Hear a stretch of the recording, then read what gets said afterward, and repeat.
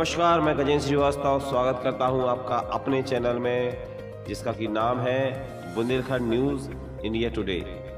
चलिए देखते हैं आज की ताजा खबरें। धन्यवाद सभापति जी। विकसित भारत गारंटी फॉर रोजगार एंड आजीविका मिशन ग्रामीण पर मैं अपनी गंभीर आपत्ति और सुझाव रखना चाहता हूं। सबसे पहले तो मैं स्पष्ट करना चाहता हूं, ग्रामीण रोजगार गारंटी कोई सरकारी दया नहीं, यह इस देश के गरीब, मजदूर और वंचित वर्ग का कानूनी और संवैधानिक अधिकार है। इसी अधिकार को पहले महात्मा गांधी राष्ट्रीय ग्रामीण रोजगार गारंटी अधिनियम के माध्यम से मान्यता दी गई थी, लेकिन आज सरकार उस कानून को हटाकर एक नई योजना ला रही और निधि का जो बंटवारा केंद्र राज्य में 60 और 40 का है।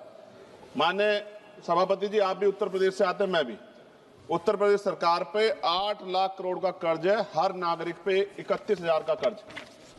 ऐसे में क्या राज्य इसको आगे बढ़ा पाएगा?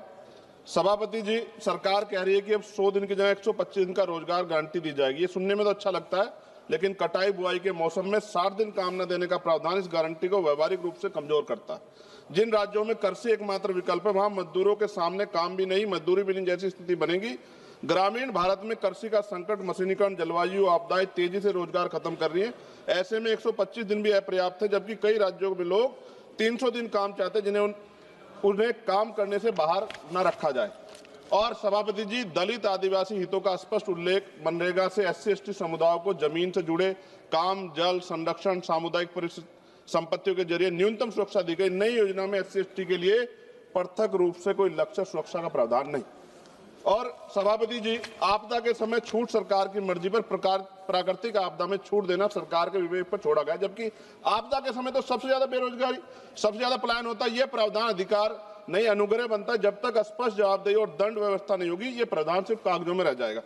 मैं कुछ सुझाव भी दे रहा हूं सभापति जी। मंत्री जी बैठे हैं, सामान्य मजदूरी नहीं है जो मनरेगा के मजदूरों को मिलती थी, सामान्य नहीं। मेरे यहाँ 232 या 37 रुपए मिलते हैं सर। मेरी मांग है कम से कम 500 रुपए न्यूनतम मजदूरी दी जाए और रोजगार गारंटी बिना मौसमी शर्तों के लागू की जाए। रोजगार दिनों की सीमा राज्यों को बढ़ाने का अधिकार न्यूनतम 300 दिन और केंद्र तय करे, लेकिन राज्य चाहे तो 365 दिन तक बढ़ा सकते हैं और केंद्र अतिरिक्त सहायता दे। SC/ST और आदिवासी क्षेत्रों के लिए विशेष पैकेज, आदिवासी क्षेत्रों में 300 दिन की गारंटी, भूमि, जल, जल आधारित कार्यों की प्राथमिकता, पैसा और FRA कानून में तालमेल, महिलाओं के लिए अनिवार्य 50% कार्य, हर पंचायत में कम से कम 50% काम महिलाओं के लिए आरक्षित, मासिक धर्म अवकाश, गृह, जल, स्वच्छता, देखभाल कार्यों की प्राथमिकता। अंतिम पेज है सर। सभापति जी, काम तय करने का असली शक्ति ग्राम सभा, ग्राम पंचायत पर भुगतान में देरी होने के 30 सेकंड में खत्म करूंगा सर। भुगतान में देरी होने स्वतः मुआवजा अधिकारियों की व्यक्तिगत जवाबदेही तय की जाए। विकसित भारत सिर्फ इमारतों और आंकड़ों पर नहीं बनता, विकसित भारत तब बनता है जब गरीब के हाथ में योजना अधिकार होता है। सभापति जी, माननीय मंत्री जी को मैं कहना चाहता हूं, आप इसका नाम बदल रहे हैं, बहुत सोच समझ के आप कर रहे होंगे, तो मेरी आपसे आग्रह, आप इसका नाम बाबा साहब अम्बेडकर के नाम पे क्यों नहीं कर देते, जिन्होंने संविधान निर्माता है जो, और आपने इसमें जी राम जी जोड़ा है। अच्छी बात है, आपकी बहुत सारी योजनाएं राम जी के नाम पे है। मेरी आपसे मांग है, आप इसमें जी राम जी की जगह जय भीम जी कर दो, उसमें क्या चला जाएगा? आपको सबके हितों का ध्यान रखना चाहिए ना।